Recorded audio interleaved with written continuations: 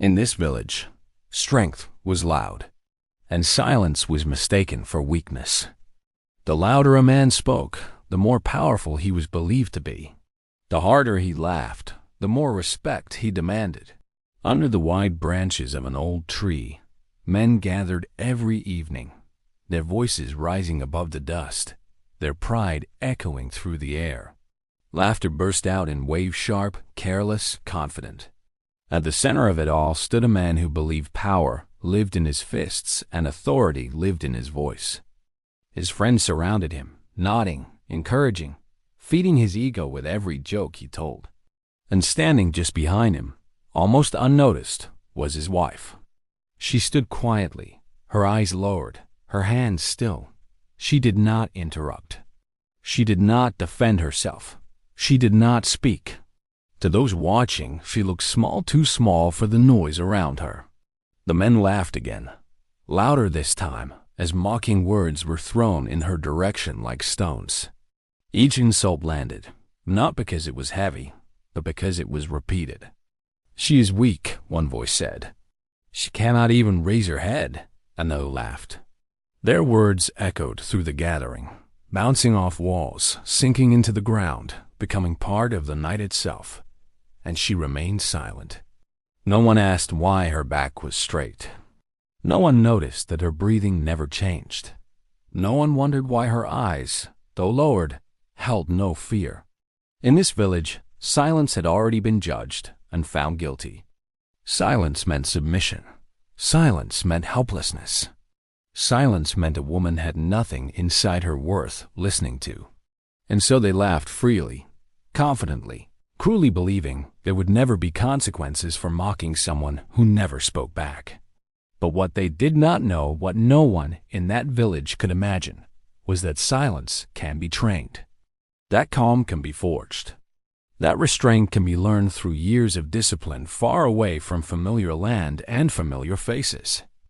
They did not know that the woman they mocked had spent decades mastering control, not just of her body, but of her mind. They did not know that her quiet nature was not born from fear, but from choice. A choice made long ago, when she learned that true strength does not rush forward, it waits. For years, she endured their laughter. For years, she absorbed their words. Each joke, each insult, each moment of humiliation passed through her like wind through tall grass. Not because it did not hurt, but because she understood something they did not. Power revealed too early invites destruction. Strength used without purpose creates chaos. And so she waited, allowing them to believe their own lies, allowing pride to blind them completely. Tonight, however, something was different. The air felt heavier. The laughter rang hollow. The mocking words lingered longer than before, hanging uncomfortably in the silence that followed. Somewhere between another joke and another laugh, a line was crossed, one that could not be ignored.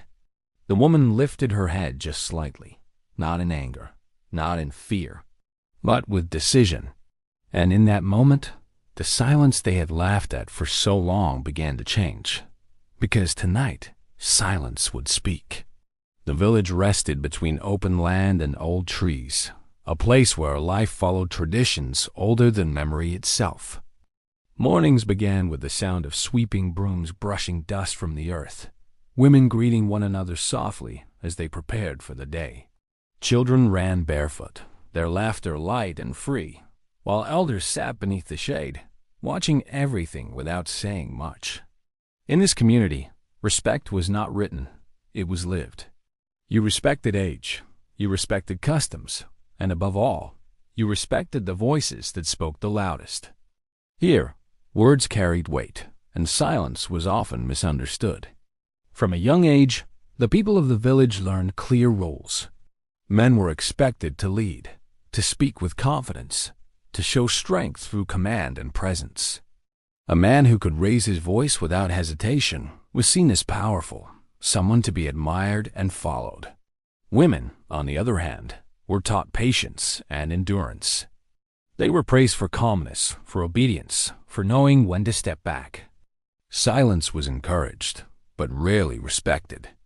Over time, silence became associated with weakness, with having nothing important to contribute. And so, a quiet woman was often seen but rarely heard. Among the men of the village was one who stood out. He was known for his loud laughter and bold opinions. When he spoke, others listened, not always because he was wise, but because he was confident. His presence filled spaces, and his pride was worn openly. People respected him, some out of admiration, others out of habit. He believed strength was something you displayed, something you proved in front of others. To him, being respected meant being seen and heard at all times. Beside him lived his wife, a woman whose presence was the opposite of his. She moved through the village quietly, greeting elders with lowered eyes, helping without being asked, speaking only when necessary.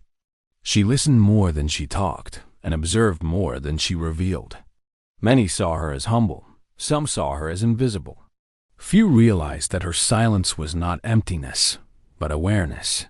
She noticed everything, the tone of voices, the shift in moods, the way pride slowly changed her husband over time. In this village, the belief was simple and unchallenged. Strength was loud, and silence was weakness. No one questioned it. No one imagined it could be wrong. And so, the husband grew louder, and the wife grew quieter.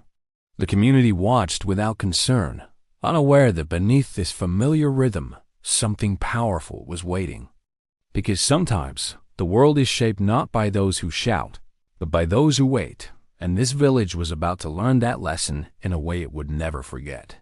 Each morning in the village began the same way, and she was always awake before the sun. While others still slept, she swept the yard, fetched water, and prepared food without complaint. Her movements were steady and practiced, as if guided by an inner rhythm. She worked tirelessly, not because anyone demanded it loudly, but because responsibility had become part of her nature.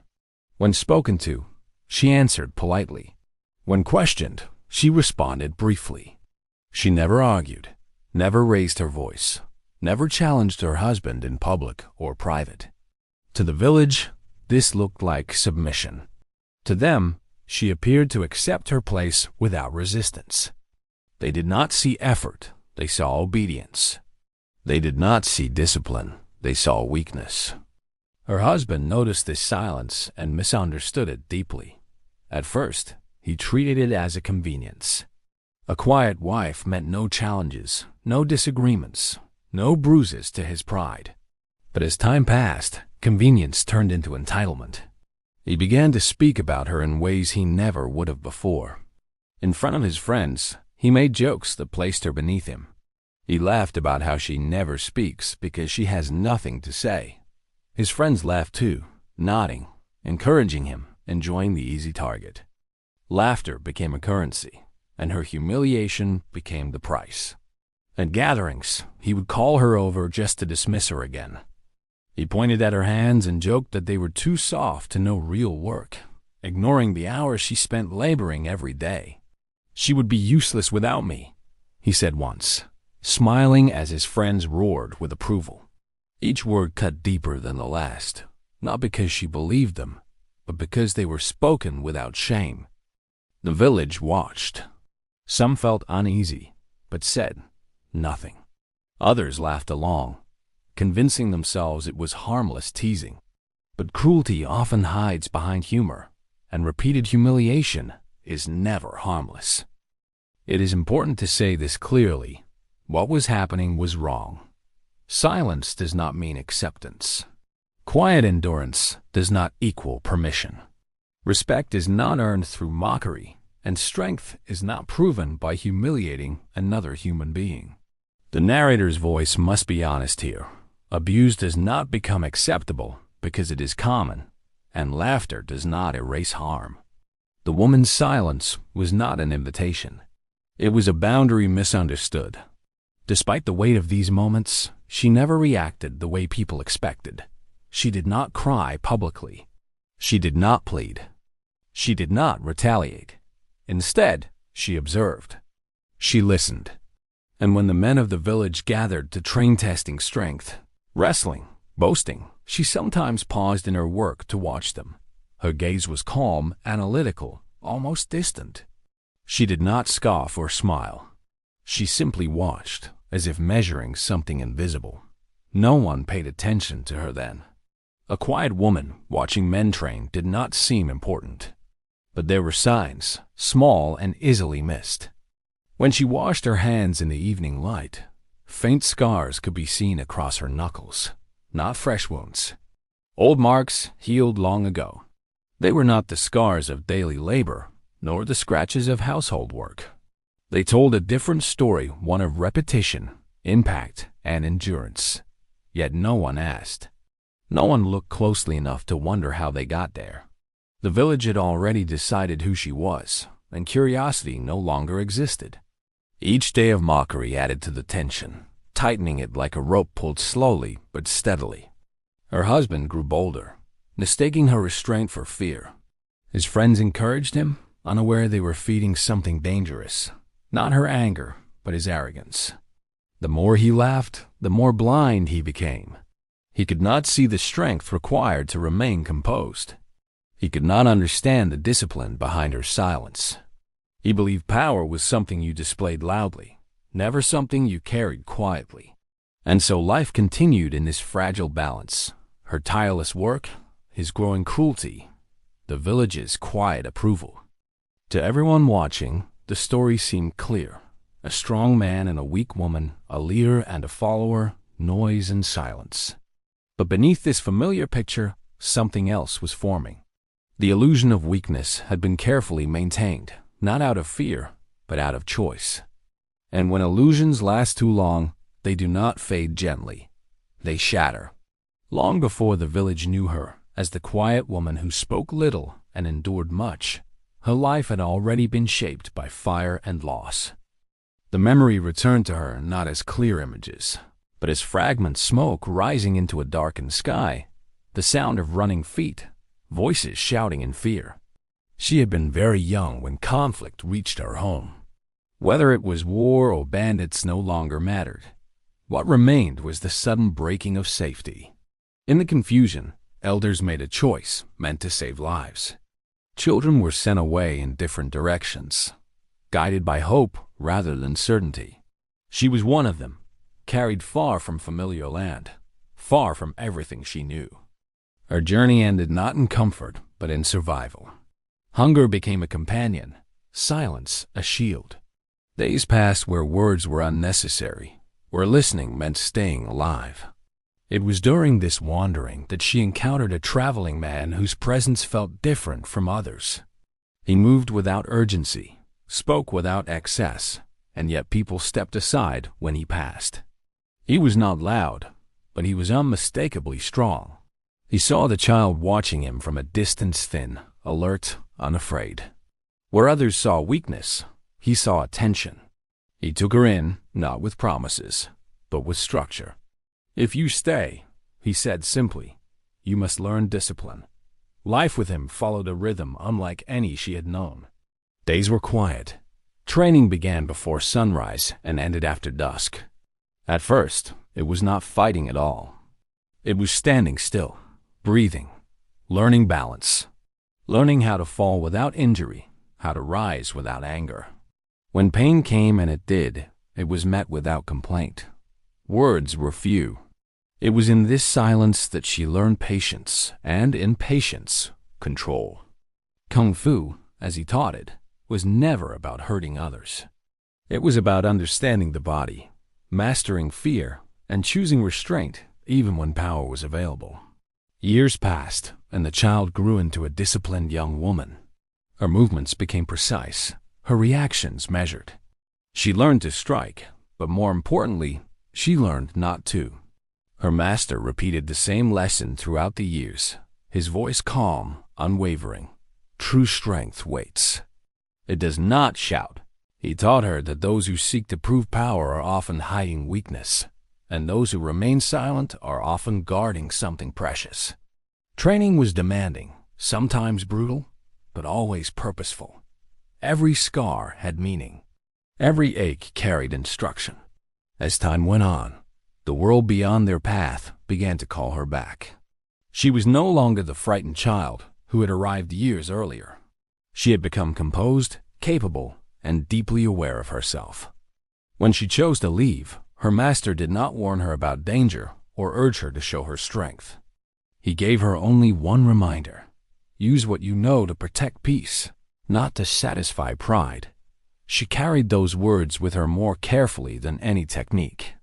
When she returned to ordinary life, she made a decision that surprised even herself.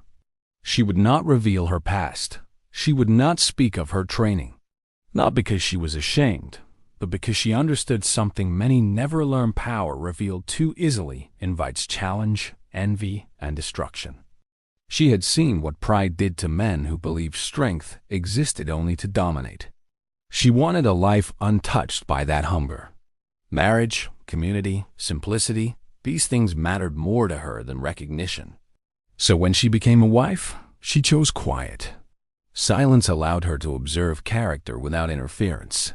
It showed her who respected calm and who exploited it.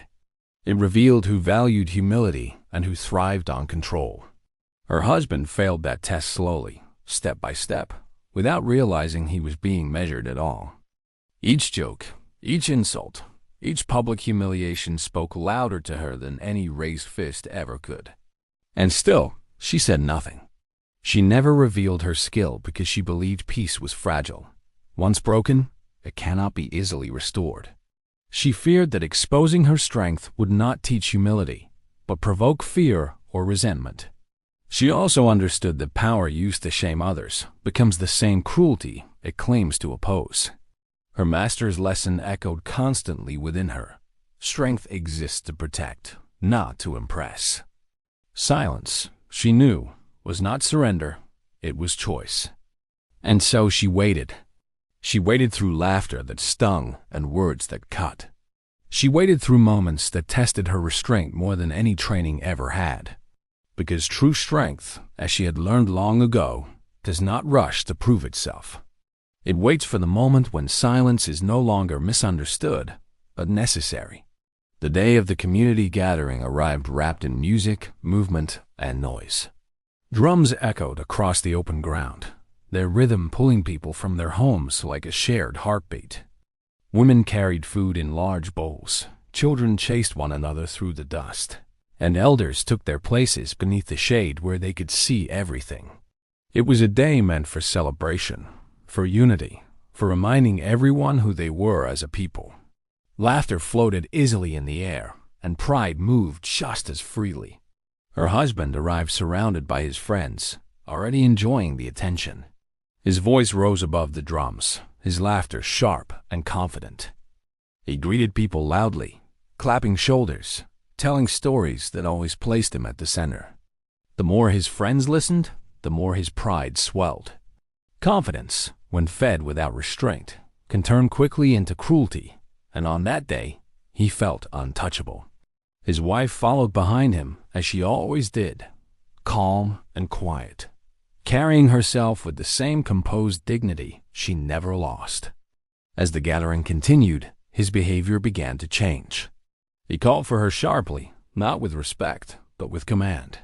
When she came, he sent her away again, laughing as if she were part of the entertainment. Each order was unnecessary, each dismissal deliberate. The crowd noticed, but few spoke. Some smiled awkwardly, others looked away. Silence, once again, protected the wrong person. When she did not respond quickly enough, he laughed louder, mocking her calm. "Even today she has no words," he joked, drawing laughter from his friends. The humiliation grew bolder. He spoke about her as if she were not standing within reach, calling attention to her quiet nature, questioning her worth. "She would not survive without me," he said proudly. "She has no strength of her own." The words landed hard, echoing across the gathering. The woman stood still, her face unreadable, her hands relaxed at her sides. The drums slowed. Conversation softened. Something in the air shifted, though many could not explain why. His friends, fueled by drink and bravado, pushed further. They called out to her directly, voices loud and mocking. "Show us your strength, silent woman," one of them shouted. Laughter followed, but it sounded thinner now, less certain. Another voice joined in, repeating the challenge. The crowd watched closely. This was no longer harmless teasing. It was a test designed to break her, to force a reaction, to prove what they already believed, that silence meant nothing lived beneath it. She did not answer. Instead, the silence deepened. It stretched longer than anyone expected. The laughter faded completely, replaced by uneasy shifting and quiet murmurs. Children stopped playing. Even the drums paused, as if waiting. Her husband smiled at first, confident she would remain quiet as always. But as the seconds passed, his smile stiffened. Something about the stillness unsettled him. Silence, when unbroken, has a way of making people confront themselves. An elder seated beneath the tree leaned forward slightly, his eyes fixed on the woman.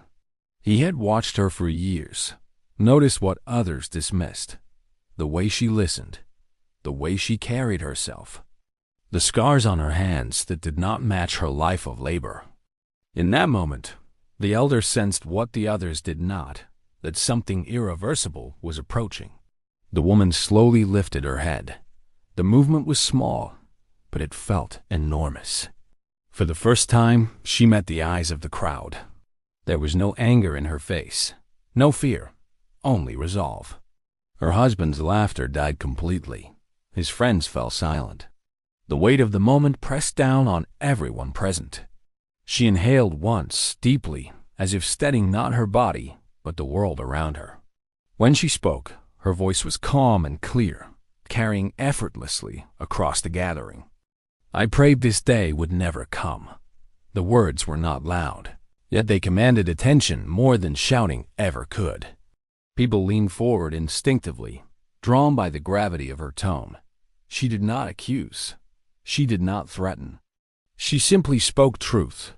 "I prayed that silence would be enough," she continued, "that patience would teach what words could not." Her husband stared at her, confusion spreading across his face. This was not the woman he thought he knew. This was not the silence he had mocked. The friends who had challenged her shifted uneasily, suddenly aware that they had crossed into something far beyond the joke. The elder nodded slowly, as if confirming a long-held suspicion. The woman took a step forward, not aggressively, but deliberately. The crowd parted without realizing they had done so. Years of restraint, discipline, and choice stood behind that single step. The celebration had transformed into something else entirely, a reckoning. No one spoke. No one laughed. The illusion that had protected cruelty for so long had finally cracked. In that heavy stillness, everyone understood that this was no longer a moment they could control. Pride had pushed too far. Silence had been mistaken for weakness for the last time. And as the woman stood there calm and unshaken, the village realized they were about to witness the truth they had ignored for years, truth revealed not through rage, but through the quiet power of someone who had waited long enough. The air felt heavier the moment she stepped forward, as if the village itself had drawn a breath and refused to release it. Slowly, deliberately, she reached up and removed the cloth that rested over her head and shoulders. It was a simple gesture, one that should have meant nothing. Yet the calm with which she did it made the crowd uneasy. This was not the movement of a frightened woman preparing to defend herself. It was the movement of someone preparing to reveal truth. She folded the cloth neatly and placed it aside, as if signaling that what came next would not be rushed and would not be careless. She stood straight, feet planted firmly on the ground, her posture balanced and relaxed. There was no tension in her shoulders, no anger in her eyes. The men who had challenged her moments earlier hesitated, suddenly aware that something had shifted beyond their control. One of them laughed nervously and stepped forward, attempting to recover the bravado he had lost. He reached out, not aggressively, but with the intent to embarrass her further. Before anyone could react, she moved. Her response was swift but measured. With a subtle turn of her wrist and a step that looked almost effortless, she redirected his hand away from her body. There was no strike, no blow, only control. The man stumbled backward, confusion written across his face. Gasps rippled through the crowd. Another man stepped forward, anger replacing mockery. This time, her movement was faster, yet still restrained. She anticipated his approach, shifted her weight, and guided his momentum past her. He lost balance and fell to the ground without injury. She did not pursue him. She did not gloat. She simply returned to stillness. What the crowd witnessed was not violence, it was mastery. Every movement was precise, purposeful, and complete. She demonstrated how power could exist without cruelty, how strength could correct without humiliating. Each challenger was disarmed not through force, but through understanding of balance and timing. She never struck out of anger. She never raised her voice. Her control spoke louder than any shout ever could. The scars on her knuckles now made sense, not as signs of brutality, but as marks of years spent learning restraint. Silence swallowed the gathering. Children clutched their parents. The drums remained untouched. Even the wind seemed to pause. Shock spread across faces that had moments ago been full of laughter. Some stared in disbelief, others in awe. Fear flickered, briefly, not of her, but of the realization that they had been wrong. Fear of how easily they had dismissed someone capable of such discipline. Slowly, that fear transformed into something deeper and rarer: respect. The elder rose to his feet, leaning on his staff. His eyes never left the woman. He did not look surprised, only solemn, as if a long-awaited truth had finally revealed itself. He nodded once, acknowledging not her strength alone, but her restraint. The village had seen strong men before. They had seen loud men, angry men, men who demanded obedience. But they had never seen strength exercised with such calm authority. Her husband stood frozen where he was. The man who once filled spaces with his voice could not find a single word. His pride, once so clear on his face, had collapsed inward. He watched the woman he thought he knew become someone entirely different before his eyes. Not a monster, not a threat, but a mirror reflecting everything he was not. In that moment, understanding struck him harder than any blow could have. Power was not dominance. Strength was not humiliation. Loudness had never been authority. It had only been noise. She stopped moving and stood quietly once more. The demonstration was over. She had shown no interest in continuing, no desire to punish or embarrass. Her message had been delivered with absolute clarity. When she finally spoke again, her voice remained calm, steady, unchanged. "I did not learn this to harm," she said. "I learned it to choose peace." Those words settled deeply into the crowd. People lowered their eyes, reflecting on moments they had laughed, moments they had stayed silent when they should have spoken. The village felt different now, as if an invisible line had been crossed. Beliefs once held without question began to crack. Strength was no longer defined by volume. Silence was no longer dismissed as weakness. Her husband dropped his gaze, shame replacing pride. He understood now that his power had always depended on her restraint. Without it, he was exposed. The respect he once commanded through noise had vanished, replaced by the quiet authority of someone who never needed to prove herself.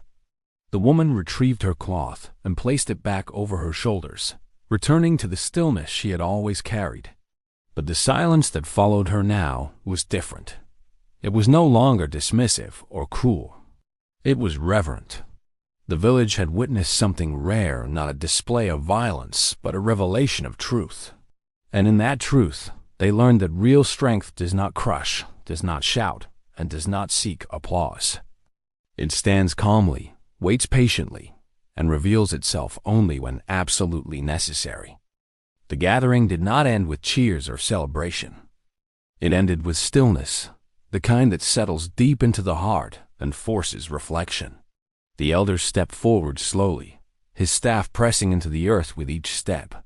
his presence commanding attention without a raised voice. When he spoke, his words carried the weight of generations. He did not praise strength first. He condemned humiliation. He spoke of how mockery corrodes community, how laughter at another's dignity poisons the soul of a village. "We failed today," he said quietly, "not because a woman showed strength, but because we allowed cruelty to wear the mask of humor." Heads bowed across the crowd. Silence answered him, not the silence of fear, but the silence of understanding. Another elder followed, her voice firm yet gentle. She praised restraint, not power. She reminded them that discipline is harder than domination, and patience braver than rage. "To hold back when you can strike," she said, "is a strength few ever learn." The villagers listened differently now. Words they had heard all their lives suddenly carried new meaning. They began to see that what had been revealed was not merely skill, but character shaped by choice, guided by wisdom, and guarded by humility. The woman stood quietly as the elder spoke, her posture unchanged. She did not seek acknowledgement. She did not look for approval. When the elder invited her to speak, she hesitated not from fear, but from care. Then she lifted her head and addressed the village one final time. Her voice was steady, calm, and clear. "Strength that humiliates his weakness," she said. The words were simple, but they settled heavily. If power needs an audience to exist, it is already fragile. If strength must crush others to feel real, it has none. She paused, allowing the truth to breathe. "I chose silence not because I was weak, but because I believed peace deserved a chance." Those words marked the end of something and the beginning of something else. The village would never return to the comfort of its old assumptions. The husband felt the truth settle over him like a shadow. He did not fall to the ground. He was not dragged away. There was no spectacle to satisfy anger. His downfall came quietly, and that made it complete. The laughter that once followed him disappeared. The respect he thought he commanded dissolved, not through force, but through clarity. People no longer looked to him for leadership. They looked past him, seeing at last the emptiness behind the noise. He tried to speak, to explain, to reclaim his place. The words that once filled spaces now fell flat. The village had learned that authority borrowed from fear is temporary, and dominance built on humiliation collapses under truth. He realized too late that her silence had protected him from himself. Without it, he stood exposed. The loss he felt was not punishment. It was consequence. Life resumed in the village, but not as before. Conversation softened. Laughter changed. People became more attentive to tone, to posture, to those who spoke less. Women were no longer praised only for endurance, but for insight. Men began to understand that leadership does not mean volume, and respect does not come from intimidation. The woman returned to her daily routines, working, helping, listening, but the space around her had transformed. Silence followed her now with reverence, not dismissal. Children watched her differently. Elders greeted her with a nod that acknowledged both wisdom and restraint. The narrator's voice slows here, inviting the viewer into reflection. Respect is not earned by fear. It never was. Fear can force obedience, but it cannot build trust. Silence can hide wisdom, because wisdom does not rush to be seen. And true power does not humiliate, it protects. It chooses restraint when aggression would be easier. It chooses patience when anger would be praised. It chooses peace not because it is weak, but because it understands the cost of chaos. This story is not about a woman proving herself. She never needed to. It is about a community learning painfully, honestly, that assumptions can blind and pride can destroy. It is about the danger of mistaking noise for strength and quiet for emptiness. It is about the courage it takes to wait to endure and to act only when action becomes necessary. As the sun set that evening, the village felt different, not healed, but awakened. Some lessons arrive gently. Others arrive when silence finally speaks. And when it does, it leaves no room for denial. So the question remains, not just for that village, but for all of us. How many people are called weak simply because they choose peace?